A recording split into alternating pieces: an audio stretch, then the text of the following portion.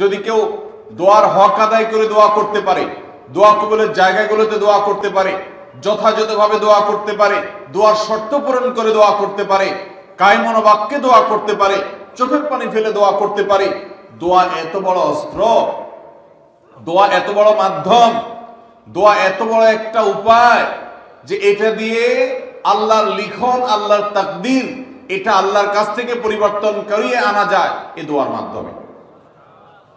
অথচ এই দোয়াও আমরা বেশি মানুষ করতে পারি না। আমরা হুজুরদের দিকে চায় থাকি যে হুজুরদের সাথে আমরা শুধু আমিন আমিন বলবো, নিজেরা আল্লাহর কাছে দোয়া করবো এটা আমরা জানি না।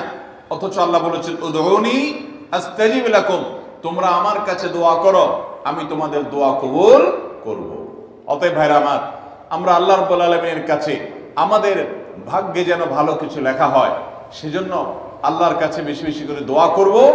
এবং আমাদের তাকদীরে যদি কোনো ক্ষতিকর কিছু থাকে তো সেটা যেন আমাদের ক্ষতি না করে আল্লাহ রাব্বুল আলামিন যেন আমাদের প্রতি রহম করেন, এই মর্মে আমরা যদি দোয়া করি তো দোয়ার মাধ্যমে আল্লাহ তাআলা তাকদীরও পরিবর্তন করে। অবশ্য তাকদীরের মধ্যে দুইটা প্রকার আছে, একটা তাকদীরে মুবরাম আর একটা তাকদীরে গায়রে মুবরাম। তাকদীরে গায়রে মুবরাম যেটা, সেটা তাকদীর দোয়ার মাধ্যমে ফয়সালা আল্লাহ পরিবর্তন করেন। মুবরাম যেটা পরিবর্তন করেন না, অর্থাৎ যেটা চূড়ান্ত করেছেন আল্লাহ তাআলা আগে থেকে, সেটা পরিবর্তন করেন না। তবে বান্দার হায়াতের ক্ষেত্রে কোন কোন হাদিস থেকে জানা যায় আল্লাহ রাব্বুল আলামিন কোন নেক আমলের ফলে দোয়ার মাধ্যমে আল্লাহ রাব্বুল আলামিন অনেক সময় সেটাতে পরিবর্তন করেন এবং সেটাতে বারাকা দান করেন। অতএব আমাদেরকে তাকদীর, ভাগ্য যেন সুপ্রসন্ন হয়, আমাদের নসিব যেন ভালো হয়, আল্লাহ যেন ভালো কিছু দান করেন, সেজন্য শবে বরাতে রাত ভরে ইবাদত বন্দেগী এই জন্য নয়, বরং আমাদের ভাগ্যে ভালো কিছু হওয়ার জন্য বছর জুড়ে আমাদেরকে নেক আমল করতে হবে। এক রাত ইবাদত বন্দেগী করলেন, সারা বছর কোন নফল নামাজ, ফরজ নামাজ, অন্যান্য ফরজ কাজ করলেন না, আর আপনি আশা করলেন যে আল্লাহ আপনার জন্য ভাগ্যে ভালো কিছু লিখে দিবে, এটা সঠিক নয়। আর ভাগ্যের নির্ধারণটা মূলত লাইলাতুল কদর, এটি বোঝা যায় সূরা দুখান থেকে, অন্যান্য সূরা থেকে।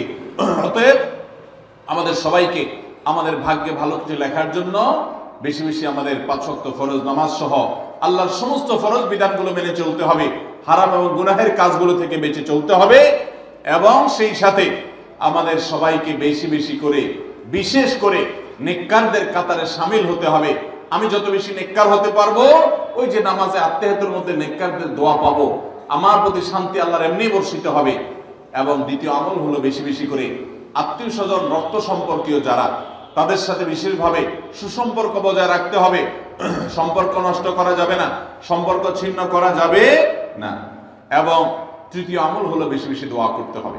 এই তিনও আমল যখন আমরা একযোগে চালাবো, একদিক থেকে সাধারণ সব নেক আমল করব, বিশেষভাবে আমি আত্মীয় স্বজনের সাথে সম্পর্ক বজায় রাখার চেষ্টা করব, এবং আল্লাহর কাছে দোয়ার আমলটা বেশি বেশি করব, বরকত নাজিল হওয়ার মতো কাজগুলো বেশি বেশি করব।